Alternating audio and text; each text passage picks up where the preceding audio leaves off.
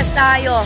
Kaya tandaan po natin, ang salita ng Diyos, sabi doon, ay makapangyarihan. Kaya po, makinig. Ito na po yung panahon na tayo manumbalik sa Panginoon habang may pagkakataon pa. Nananawagan po ang salita ng Diyos sa lahat ng mga tao. Ilagak po natin ang ating pananampalataya kay Jesus Christ. Hindi sa mga bagay na nakikita sa mundo. Lahat ng mga kayaman sa mundo mawawala. Yes, we need the money.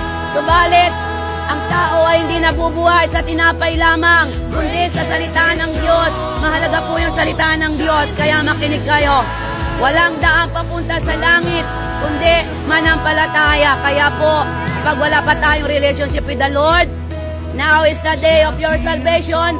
Do not be harden your heart. Ang Panginoon ay babalik.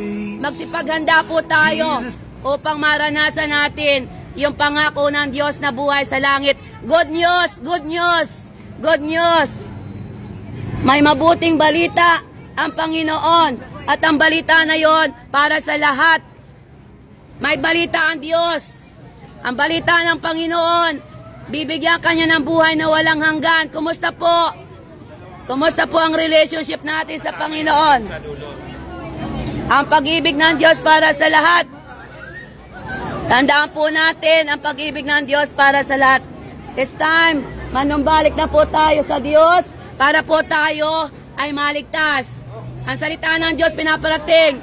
Ang Panginoon ay papalik ng palapit ng palapit. Kailangan po natin si Jesus, ilagak po natin sa Diyos ang pag-asa, no? Hindi po sa pera. Ibigay natin ang tiwala sa Lord para po tayo maligtas. Ang panahon po, ang mabuting balita, may kaligtasan. Gusto ng Panginoon maligtas ikaw, personal. Kaya po, sa Diyos natin ibigay ang pag-asa. Ibigay po natin ang pag-asa sa Diyos. Napakadami nito mga nakapula. Jesus love you. Jesus died on the cross for you. Tandaan mo, mahal na mahal ka ng Panginoon. Kailangan lang nating manumbalik. Mahal na mahal po kayo ng Diyos. Magbasa ng Biblia. Magbasa ng Biblia. Magbasa yung mga hindi pa tumatanggap kay Kristo. Now is the day of your salvation. Do not harden your heart.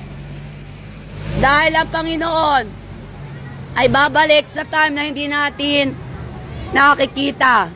Kaya tandaan nyo mga bata, ha? Sino na ang born again dyan? Sino ang born again? Hello?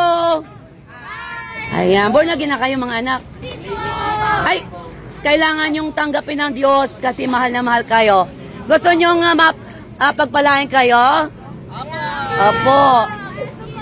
Sabi doon sabi doon John 3:16, gayon na lang ang pag-ibig ng Diyos sa sanlibutan. Ang isang tao naman ng palataya, maniwala, ay bibigyan niya ng buhay sa langit. Pansamantala lang tayo, ha?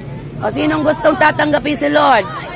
Okay, salamat po. Totoo ito, anak, ha?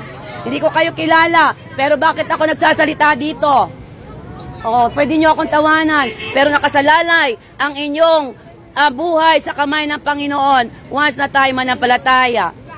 Magpe-pray ako at kung sino ang gusto na maniwala kay Lord, sino ang gustong maniwala tanggapin si Jesus para kahit isa maligtas? Sino po? Ako, manalangin ako.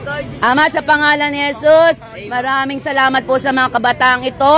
Sabi nga po, ang pag-asa ng bahay kabataan, pero kung wala po silang maayos na relationship with the Lord, hindi po nila mararanasan yon. Pagpalain mo po ang mga kabataang ito at tanggapin kanila bilang Diyos tagapagligtas. Nawa po sa kanilang puso, maranasan ang patuloy na pagpapala ng Diyos. Bless mo po mga batang ito at kilalanin ka. Salamat po, pagpalain mo po sila. Sa pangalan ni Jesus, amen. Palakpakan nga ang Panginoon mga bata. Salamat. Wala na akong babasahin na. Tandaan nyo, ha? Magulo ang mundo ngayon, di ba?